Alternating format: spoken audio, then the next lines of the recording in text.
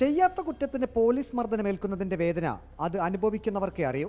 പറയുന്നത് CPMന്റെ അടിയുറച്ച പ്രവർത്തകനും SFI മുൻ പത്തനംതിട്ട ജില്ലാ പ്രസിഡന്റുമായ ജയകൃഷ്ണൻ തണ്ണിത്തോട്. തന്നെ ലോക്കപ്പിലിട്ട് ക്രൂരമായി മർദ്ദിച്ച പോലീസ് ഉദ്യോഗസ്ഥനെതിരെ ജയകൃഷ്ണൻ തണ്ണിത്തോട് ഹൈക്കോടതിയെ സമീപിച്ചു.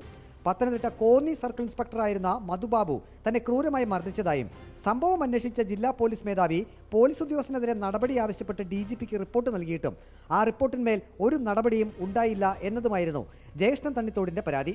ഹർജിയിന്മേൽ റിപ്പോർട്ട് സമർപ്പിക്കാൻ സംസ്ഥാന സർക്കാരിനോട് ഹൈക്കോടതി നിർദ്ദേശിച്ചു. എനിക്ക് ബഹുമാനപ്പെട്ട ഹൈക്കോടതിയിൽ ഞാൻ കഴിഞ്ഞ കുറേയേറെ വർഷങ്ങളെ കേസ് നടത്തിക്കൊണ്ടിരിക്കുകയാണ്. ആ കേസുമായി ബന്ധപ്പെട്ടുകൊണ്ട് 2016 എൻ്റെ പരാതിയിന്മേൽ ബഹുമാനപ്പെട്ട മുഖ്യമന്ത്രി അന്ന് അന്വേഷിക്കാൻ വേണ്ടി അന്നത്തെ പത്തനംതിട്ട SPI ഹരിശങ്കർ സാറിനെ ചുമതലപ്പെടുത്തിയിരുന്നു.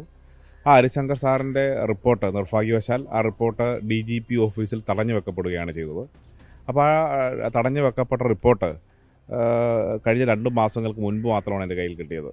അപ്പോൾ ആ റിപ്പോർട്ട് നടപ്പിലാക്കണം എന്നാവശ്യപ്പെട്ടുകൊണ്ട് ഞാൻ ബഹുമാനപ്പെട്ട മുഖ്യമന്ത്രിക്ക് പരാതി നൽകിയിരുന്നു. അതിനോടൊപ്പം തന്നെ ഇനിയും ഇത്തരം ഗവൺമെൻറ് ഉദ്യോഗസ്ഥരുടെ ഭാഗത്തുനിന്ന് ഇങ്ങനെ ഒരു വീഴ്ച ഉണ്ടാകാൻ പാടില്ല.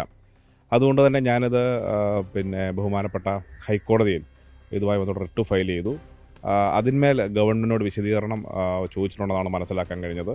ഇതിലുണ്ടാകുന്ന ഏറ്റവും വലിയ സന്തോഷം ഗവൺമെൻറ് ശ്രദ്ധയിലേക്ക് വളരെ സജീവമായി ഈ കേസ് കൊണ്ടുവരാൻ വേണ്ടി കഴിഞ്ഞു. ഇതിലെ പ്രതിയായ മധുബാബുവിന് എതിരായ കർശനമായ അച്ചടക്ക നടപടി ഇതിനോടുകൂടി ഉണ്ടാകുമെന്നാണ് എൻ്റെ ഒരു ആത്മവിശ്വാസം. മർദ്ദനം നടക്കുമ്പോൾ കോന്നി CI ആയിരുന്ന മധുബാബു ഇപ്പോൾ ആലപ്പുഴ DYSP ആണ്. വിവിധ കേസുകളിൽ ഈ പോലീസ് ഉദ്യോഗസ്ഥനെ കോടതി ശിക്ഷിച്ചതിന്റെ വിശദാംശങ്ങൾ ഉൾപ്പെടെയാണ് ജയകൃഷ്ണൻ തണ്ണിത്തോട് റിട്ട് ഹർജി ഹൈക്കോടതിയിൽ സമർപ്പിച്ചത്.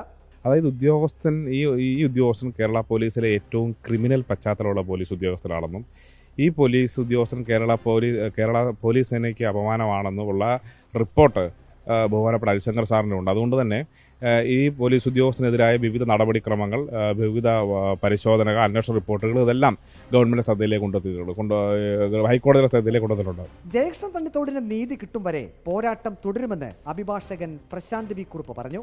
ഹർജിയിൽ ഇയാളെ 3 കേസിൽ ശിക്ഷിക്കപ്പെട്ടതിൻ്റെ രേഖകൾ ഹാജരാക്കിയിട്ടുണ്ട്.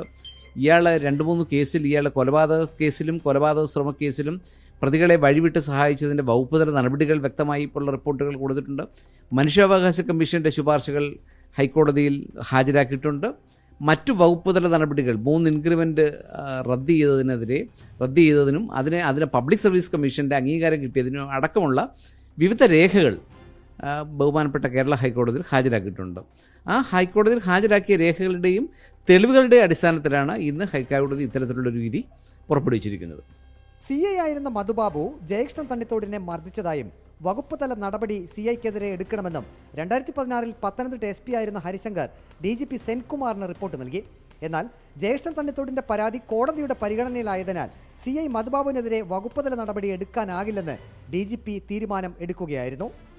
Reporter Praveen Purushothaman, in reporter, Pathanamthitta.